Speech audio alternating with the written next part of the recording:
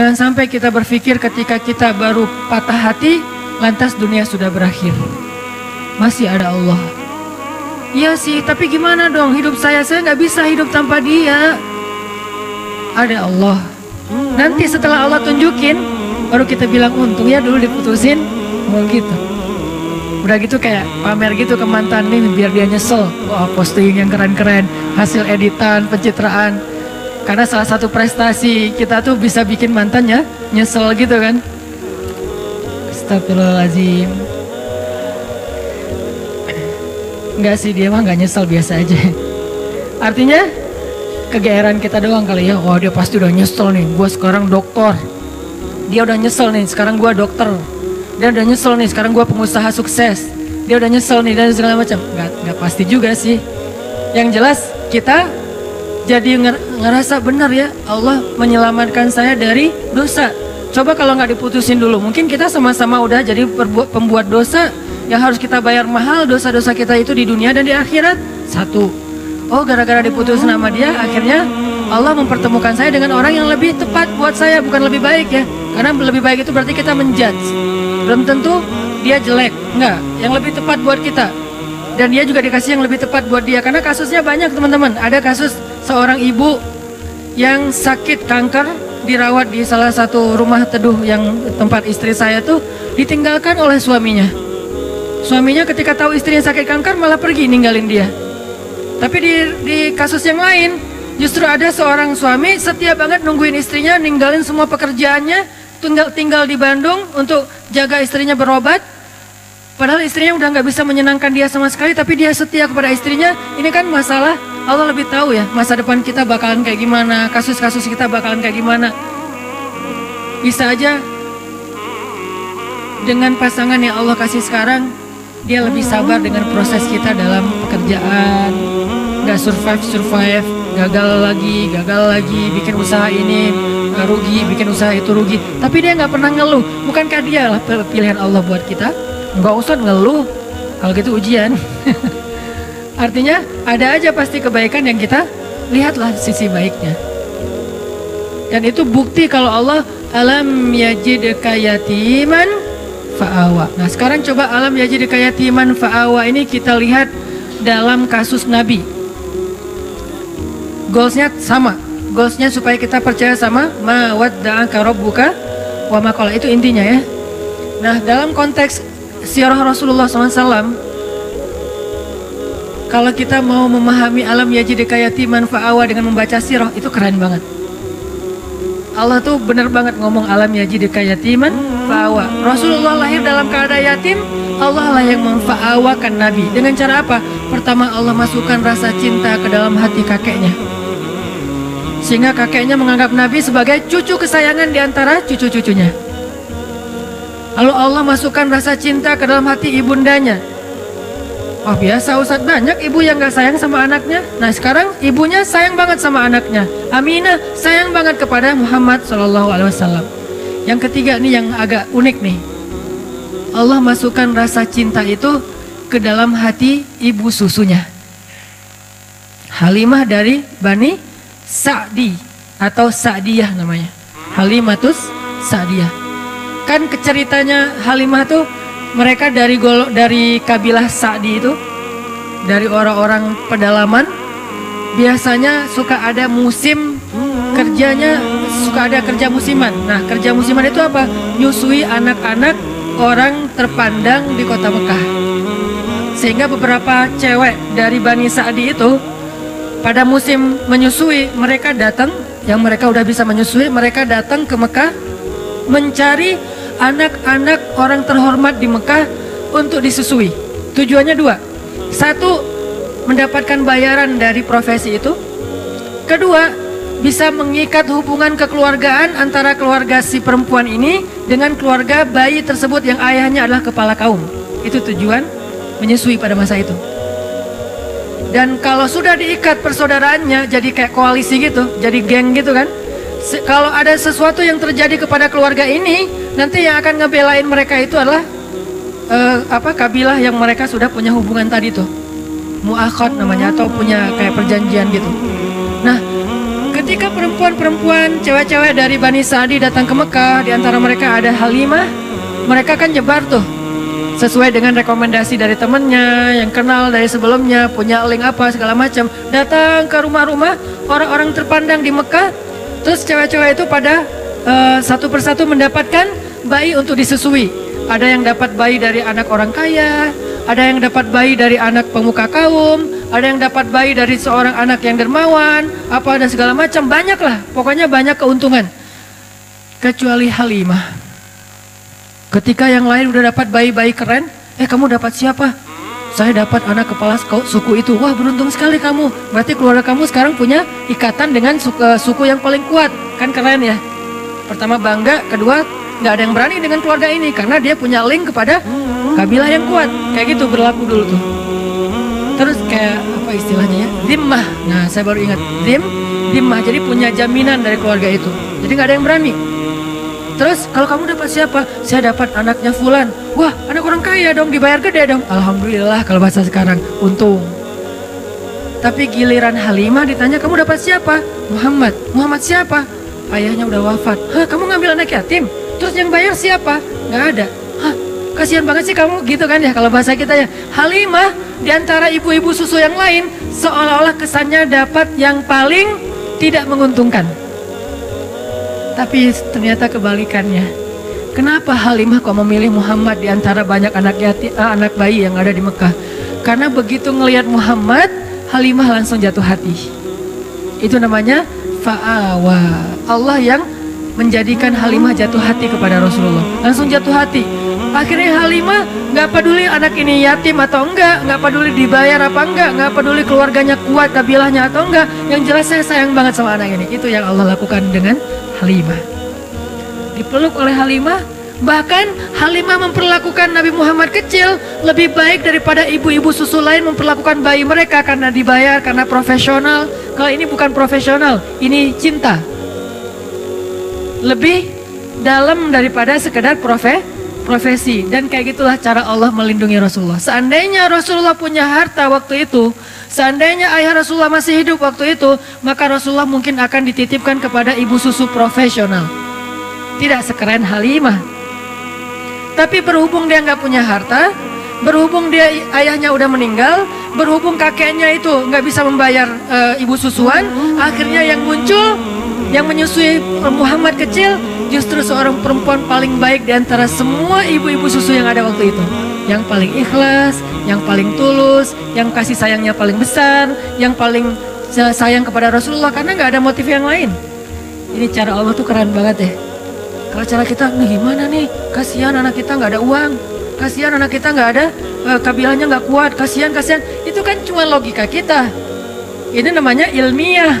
Tapi ada robbaniyah, ada logika ilmiah, ada logika robbaniyah. Kalau logika robbaniyah apa? Alam yajidka yatiman fa'awa. Itulah yang kita berlakukan dalam hidup kita kadang, teman-teman. Kadang-kadang kita kan pakainya logika ilmiah ya. Gimana nanti kalau sakit nggak ada jaminan? Gimana nanti kalau udah lulus tapi nggak ada jaminan? Gimana nanti kalau ayahnya meninggal terus nggak ada warisan? Gimana? Ikhtiar mah ikhtiar aja. Cuman iman nggak boleh ngikutin ikhtiar, dia terpautnya ke langit. Ikhtiar itu di bumi. Udah aja yakin sama Allah. Alam yajidka yatiman fa'awa. Saya anak tukang pangkas tapi kuliah di Mesir. Saya anak seorang ibu yang cuman ibu rumah tangga, punya warung kecil di depan rumah tapi nggak pernah untung, soalnya dimakan sama anaknya semua tuh, semua dagangan. Jual apa? Mak, boleh ambil. Jadi kerjaan kita tuh makanin warung mak. Jadi nggak pernah untung. Yang ada rugi. Kok bisa kuliah di Mesir? Bukankah alam yajidka yatiman fa'awa? Allah punya banyak cara.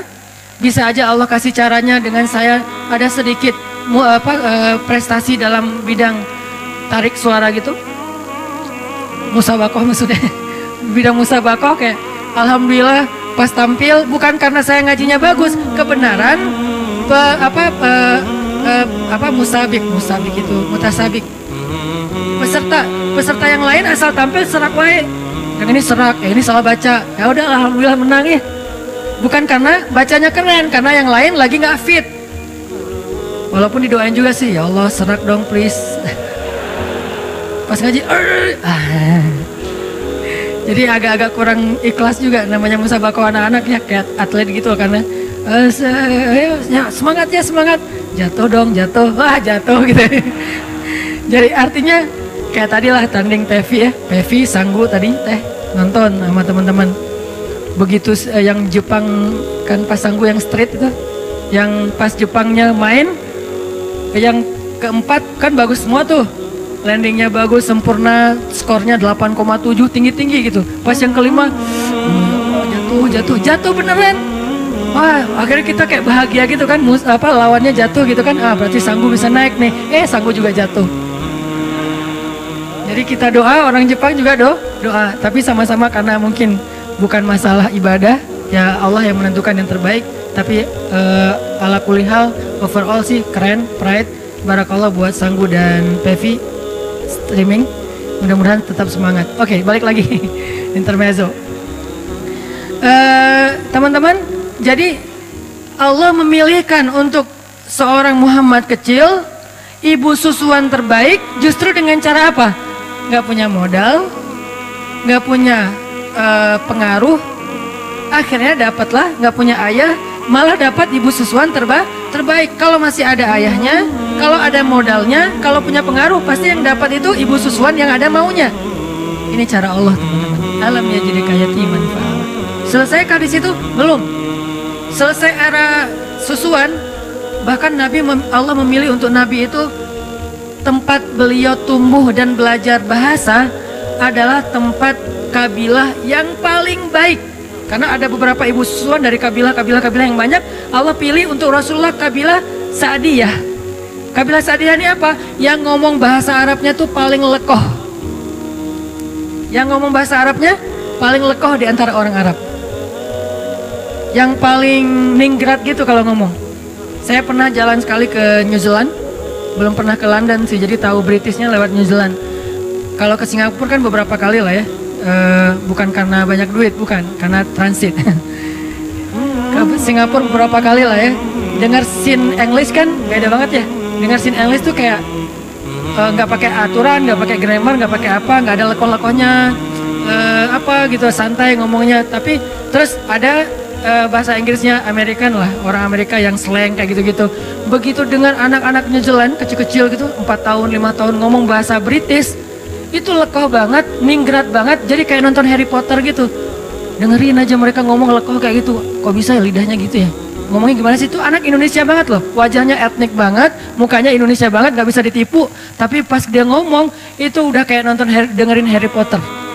Lekoh banget. Ngomongnya, what-nya aja tuh gimana gitu. Ngomong no-nya aja kayak dibuat-buat gitu. Tapi kalau kita jadi lucu ya, kalau mereka keren. Nah, Rasulullah tinggal di sebuah kabilah yang ngomong Arabnya tuh paling British. Dalam analogi kita ya, yang ngomong Arabnya bukan sin English, bukan sin Arabic, tapi Britishnya Arabic.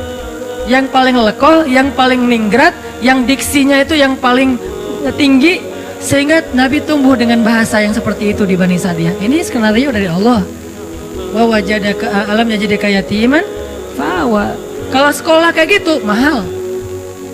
Sekolah Arabik yang British banget mahal tuh. Dan yang sanggup sekolah kayak gitu hanya orang-orang kaya. Rasulullah, Allah punya cara sendiri. Allah tuh luar biasa, luar biasa.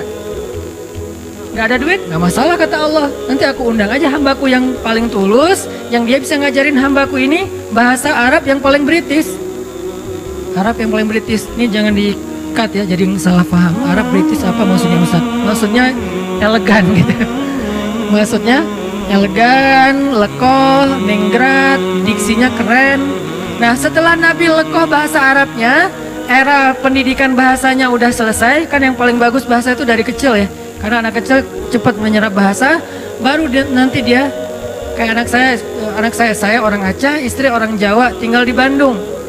Tapi kalau ngomong bahasa di rumah dia yang paling nyunda, karena teman-temannya anak-anak Bandung gitu. Jadi kalau dia ngomong Aisyah, Maryam tuh kalau ngomong sama saya malah kadang-kadang sering nanyanya ke Aisyah, Aisyah ini artinya apa sih? Aisyah ngajarin. Kenapa? Karena dia tumbuhnya di Bandung. Kalau dia tumbuhnya di Aceh, dia bakalan bahasa Aceh.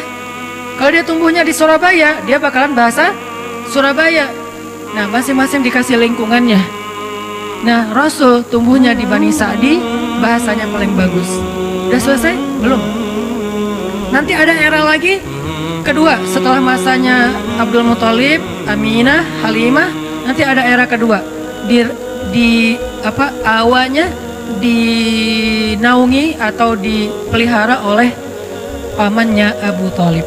Ini era periode kedua. Dan ini juga luar biasa. Abu Thalib punya banyak anak, tapi yang paling disayang justru ponakannya. Punya banyak anak, tapi yang paling disayang justru ponakannya. Kemana-mana pergi pasti yang dibonceng ponakannya. Muhammad ikut paman, ikut boncengan, memotoran gitu. Motornya keledai, onta, kuda. Memotoran aja keliling Mekah, ke Suriah dulu namanya Damaskus, kemudian ke Yaman, dibawa. Yang dibawa motoran sama Abu Thalib touring kemana-mana tuh siapa? Ponakannya, bukan anaknya justru. Kenapa bisa kayak gitu? Allah masukkan cinta ke dalam hati Abu Thalib, sehingga diantara semua keluarganya yang paling disayang justru bukan anaknya tapi ponakannya. Allah yang bikin kayak gitu. Sehingga karena sayangnya Abu Thalib kepada Rasulullah kecil, Muhammad kecil, akhirnya Abu Thalib tuh mikirin banget pendidikan Muhammad kecil. Mikirin banget. Gimana ya cara anak ini jadi seorang pemimpin? Anak-anak yang lain gak gitu-gitu amat. Tapi yang ini difikirin sama kayak seorang ayah mikirin nanti dia SD-nya di mana yang bagus ya? Browsing, banding-bandingin, komparasi yang satu dengan yang lain, harga, kurikulum segala macam kan ya? Nanti SMP-nya di mana ya? Nanti dia belajar ini di mana ya? Nanti dia belajar itu di mana ya? Sama kayak sekarang saya mikir anak saya nanti kalau yang dia laki-laki dia harus bisa satu. Buat saya pribadi ini subjektif banget ya. Karena saya mengkader dia rambutnya harus panjang keriting, berarti dia surfing skateboard. Karena model rambut udah dapet nih, kayak reggae banget lah ya. Surfing skateboard harus bisa.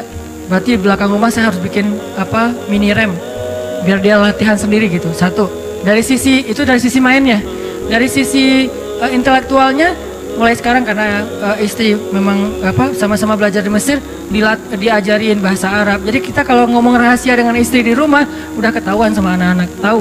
Walaupun mereka nggak bisa ngomong bahasa Arab tapi ngerti kalau kita ngomong bahasa Arab. Saya misalnya bilang mau sesekali makan mie instan gitu kan ya.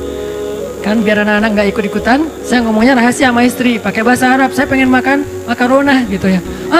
Baba mau makan mie instan ya, gitu langsung ketahuan, nggak bisa rahasia-rahasiaan lagi. Atau mau keluar gitu, kita keluar berduaan yuk, tapi pakai bahasa Arab, gitulah pokoknya. Jadi kita keluar berduaan yuk, nggak usah bawa anak-anak, pasti ketahuan. Kita mau ditinggal kata mereka. Jadi karena udah dilatih di rumah dari sisi intelektualitasnya, bahasanya nggak harus lancar ngomong tapi ngerti secara listening.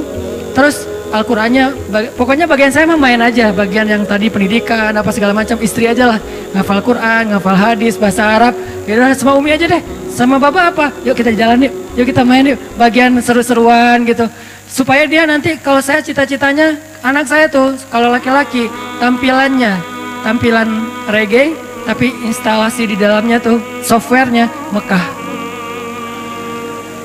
Jadi anak main tapi hafal Quran, pengennya mah, ya namanya juga orang tua kan ya. Nah Abu Thalib mikir banget buat Muhammad kecil. Gimana anak ini jadi seorang leader, gimana anak ini jadi seorang yang luar biasa, pemimpin umat, itu difikirin sama Abu Thalib. Kenapa kok bisa gitu-gitu amat? Allah titipin Muhammad kepada Abu Thalib. Alam yajidika yatiman fa'awa. Allah yang titipin. Kalau Allah titipin itu udah keren banget, udah pasti. Sehingga di sebelah Ka'bah itu teman-teman, sebelah Ka'bah itu ada sebuah spot, sebuah tempat kongres para ketua kabilah, pemimpin kabilah di Mekah, namanya Darun Nadwah. Itu di sebelah Ka'bah. Kalau sekarang mungkin jadi kayak makam Ibrahim gitu kan, kalau yang pernah umroh daerah-daerah situ. Jadi sebelah Ka'bah ada tempat orang-orang kepala suku Mekah itu sering bikin kongres. Bikin meeting, bikin apa, ngomongin tentang kota Mekah, ngomongin tentang perdagangan, ngomongin tentang politik, ngomongin tentang perang dan seterusnya. Semuanya di situ. Namanya Darun Nadwah. Nah, biasanya setiap ketua kabilah kalau pergi ke Darun Nadwah itu, mereka bawa anak kesayangannya yang laki-laki sebagai kaderisasi. Jadi pendidikan pada masa itu tuh bukan sekolah formal, ikut ayahnya. Itu pendidikan pada masa itu. Bukan sekolah formal tapi ikut ayahnya. Sehingga biasanya anak laki-laki nggak akan jauh-jauh dari ayahnya, anak perempuan nggak jauh-jauh dari ibunya. Sehingga Nabi SAW ternyata selalu dipilih oleh Abu Thalib di antara anak-anaknya untuk ikut Abu Thalib ke Darun Nadwah. Yang lain milih anak laki-lakinya, Abu Thalib milih ponakannya. Coba, ngapain dipilih ikut dalam Darun Nadwah? Nanti di Darun Nadwah dia duduk di sebelah Abu Thalib.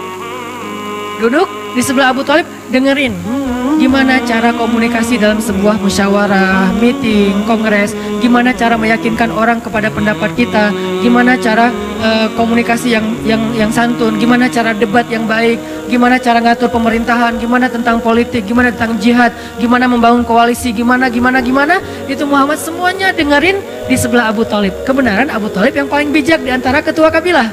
Jadi dia kayak belajar langsung ke legend-legendnya gitu. Belajar langsung ke legend-legendnya. Di situ nanti ada Abu Jahal, walaupun belum musuhan ya. Abu Jahal masih dikenal Abu Al-Hakam. Jadi kalau ngeluarin kata-kata itu syair semua. Nabi jadi ngedengar, oh gitu ngomong yang diksinya bagus. Oh gini ngomongnya yang punya wawasan. Oh gini ngomongnya yang menyampaikan teori, analogi segala macam. Muhammad belajar kayak itu. Sehingga ketika Muhammad pulang ke rumah, anak-anaknya Abu Thalib mengupdate berita tentang politik Mekah lewat Rasulullah. Muhammad tadi ngomong apa di sana? Gitu coba. Padahal ayahnya sendiri kepala suku, tapi ayahnya memilih Muhammad kecil. Alam yajidka yatiman fa'awah. Allah itu udah sebaik-baik pembuat rencana lah rupanya. Ini harusnya menjadikan kita makin belief, makin yakin sama Allah.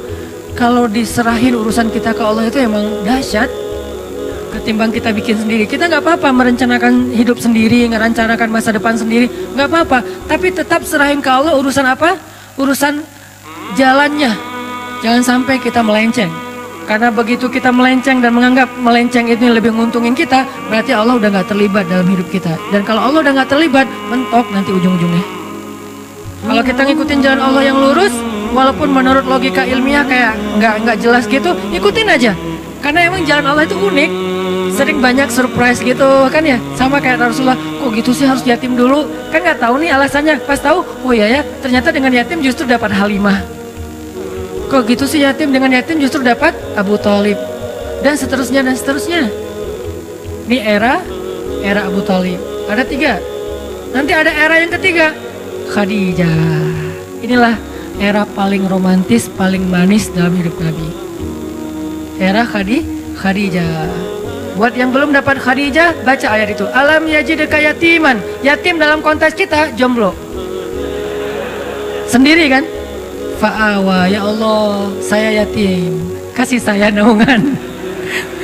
Siapa naungannya? Khadijah, ya Allah. Sampai pertemukan saya dengan sosok Khadijah dan Aisyah. Ini udah keren banget nih. Khadijah yang sangat luas kasih sayangnya, yang bijaksana, yang matang. Aisyah yang seru. Faraha maroha. Itu kata ulama tentang Aisyah. Faraha maroha. Apa Ustaz arti faraha maroha? Seru. Kalau biasanya saya nggak pakai teks Arab, sekarang saya pakai biar jelas. Artinya saya punya referensi ya. Walaupun gini-gini, LCJ. Kata Ustaz Abdul Somad, at-takabbur lil mutakabbir sedekah. Sombong kepada orang yang sombong, sedekah. Sombong sekali-kali. Kata ulama, Aisyah itu farohah marohah. Artinya apa? Seru, asik, nggak garing, nggak ada habisnya. Pokoknya Nabi kalau udah dekat Aisyah happy pasti. Duduk di sebelah Aisyah, ketawa Nabi sampai kelihatan gerahamnya. Berarti kan happy banget kan? Jarang ada sahabat yang berhasil bikin Nabi ketawa sampai kelihatan geraham loh, kecuali Aisyah. Dan kata Nabi, Aisyah itu seperti garam. Artinya makanan mau bumbunya seabrek-abrek, nggak ada garam, tetap aja ada yang kurang. Nabi mau jalan sama siapa aja, ada Abu Bakar, ada Umar, ada Utsman, ada Ali, ada seabrek sahabat. Kalau nggak ada Aisyah, aduh kangen sama Aisyah gitu. Sama kayak kita lagi meeting sama teman-teman, lagi ngumpul sama teman-teman, tiba-tiba sambil meeting sambil japrian, yang garing nih nggak ada kamu. Itu tuh Aisyah banget loh. Jadi Allah memelihara Rasulullah SAW itu era yang ketiganya siapa? Era Khadijah, masanya Khadijah.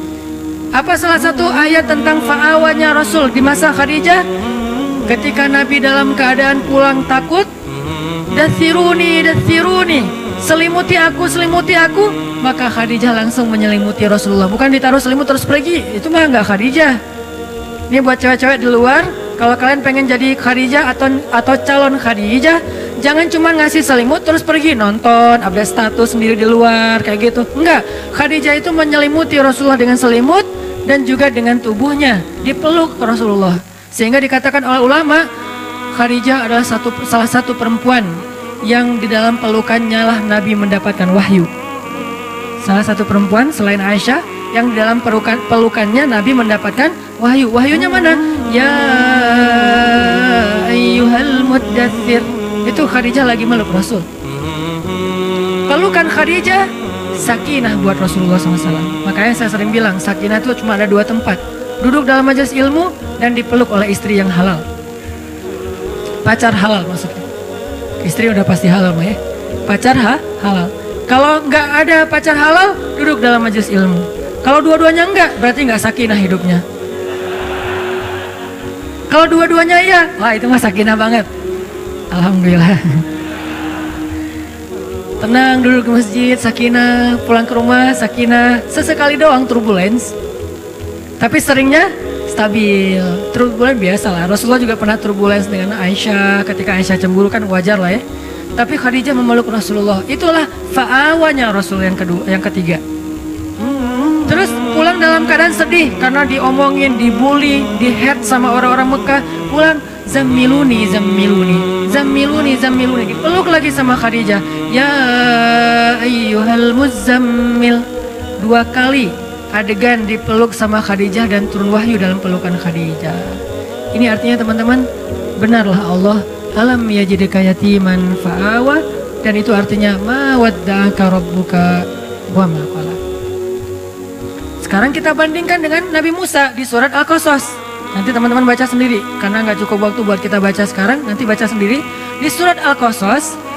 Di halaman keduanya paling atas tuh, satu halaman, Allah mengisahkan bagaimana seorang Musa yatim, bukan yatim dalam arti nggak punya ayah ya, yatim dalam arti sendiri, dihanyutkan ke sungai Nil. Kan Allah mengilhamkan kepada Ibu Musa yang tadi juga ada di surat Toha yang tadi dibacain pas sholat Isya. Nah, bagaimana ketika Allah menyuruh Ibu Musa menghanyutkan Musa ke sungai Nil sendiri? Bukan berdua dengan ibunya di dalam peti gitu. Gak tega ninggalin anak sendiri, ya udah saya peluk aja berdua yuk nak hanyut gitu. Enggak, hanyutnya sendiri. Ibunya cuma melihat dari kejauhan sampai hilang dari pandangan ibunya. Tetehnya ngikutin semampunya. Kan Musa juga punya teteh ya. Tetehnya ngikutin mana adek. Begitu hanyut, tujuan hanyutnya buat apa? Tujuan dihanyutkan menghindari dari Fir'aun kan itu kan ya, niat manusia. Tapi Allah punya cara kan? Kita punya keinginan, Allah punya keinginan. Dan keinginan Allah tidak mungkin ditolak. Dihanyutkan di sungai Nil menjauh dari Firaun. Qadarullah malah masuk ke sebuah selokan sampai ke istana Firaun. Ini nih, kok gini ya caranya ya? Nah, hidup kita kadang kayak gitu teman-teman. Gak mau sama dia, amit-amit sama dia. Dia juga yang jadi akhirnya sama kita. Hati-hati ya. Ini salah satunya nih. Gitu banget. Ya Allah, please jangan dia. Please jangan dia. 4 kali, please jangan dia. Saya cuma sekali aja, ya Allah please dia aja. Jadi, kenapa? Ya Allah, bukankah engkau yang mempertemukan Musa dengan Fir'aun? Bukankah engkau yang menitipkan Musa kepada istri Fir'aun? Maka titipkanlah aku ke dia. Beda, redaksi doa Ustadz lah ya. Kita kalau doa ke Allah itu kadang-kadang boleh memakai sejarah teman-teman. Karena doa-doa para anbiya itu pakainya sejarah banget. Ya Allah, Zat yang mendengar lirihnya suara Yunus di dalam perut ikan. Sejarah kan? Ya Allah, Zat yang tidak membiarkan Ibrahim terbakar di dalam kobaran api. Ya Allah, Zat yang memberikan Musa jalan keluar ketika berada di depan laut. Ya Allah, ya Allah, ya Allah. Sebutin satu persatu sejarah tentang bagaimana Allah menolong hamba-hambanya. Baru yang ujung-ujungnya, tolong saya ya Allah. Itu keren banget doa kayak gitu teman-teman. Gak hafal Arabiknya, gak masalah. Pakai bahasa kita sendiri. Tapi baca dulu sejarahnya, jangan salah. Ya Allah, yang menyembuhkan Nabi Sulaiman dari sakitnya 17 tahun. Bukan Sulaiman kata Allah, Ayub. Oh iya ya Allah. Jangan kebalik, udah pakai sejarah pede, salah pula gitu kan ya. Tapi nggak apa-apa sih, Allah maha pengertian lah sama kita ya. Arti pengertian apa? Bahasa Arabnya Raufun. Allah tuh maha pengertian banget sama kita. Tapi jangan disengaja.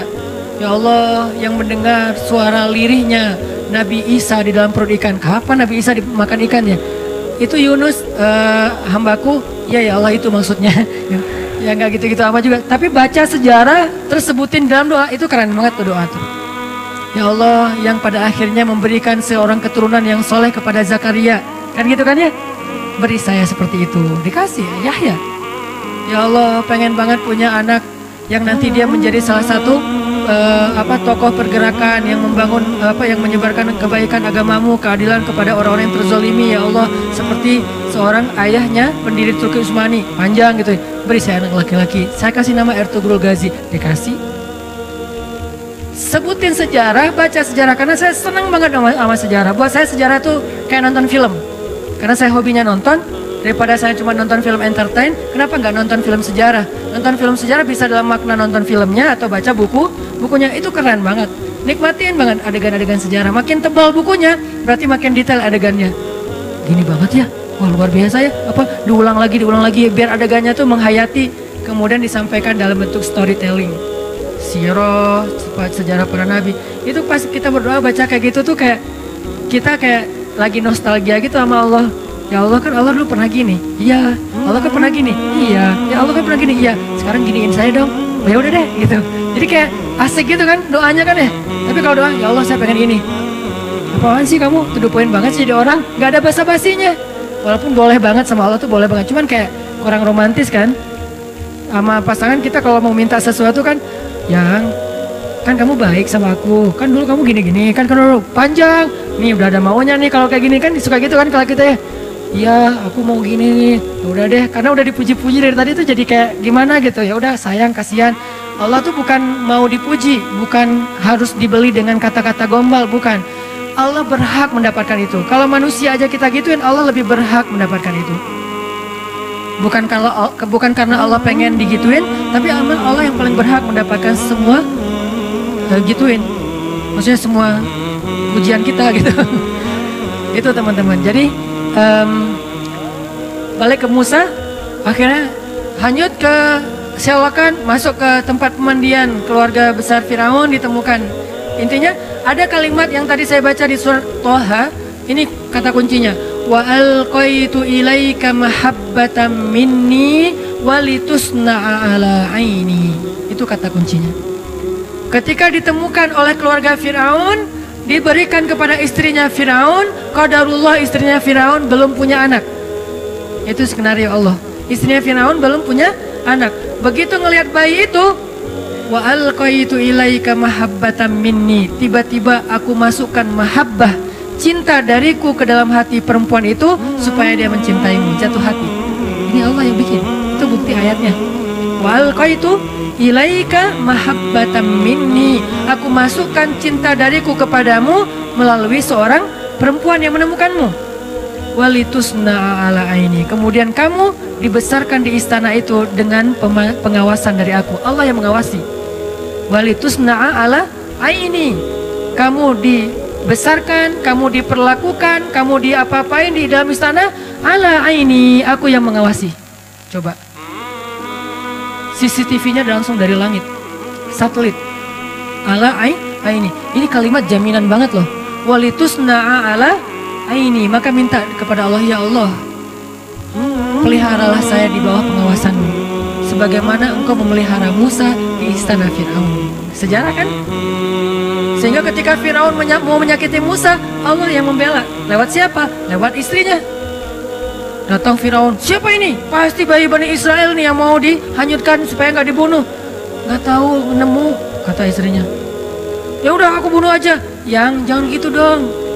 Kalau udah diyang-yangin kan susah ya sama istrinya. Istrinya cantik pula, keren lagi tuh, dan kesayangan Firaun banget. Sehingga akhirnya istri Firaun membujuk Firaun,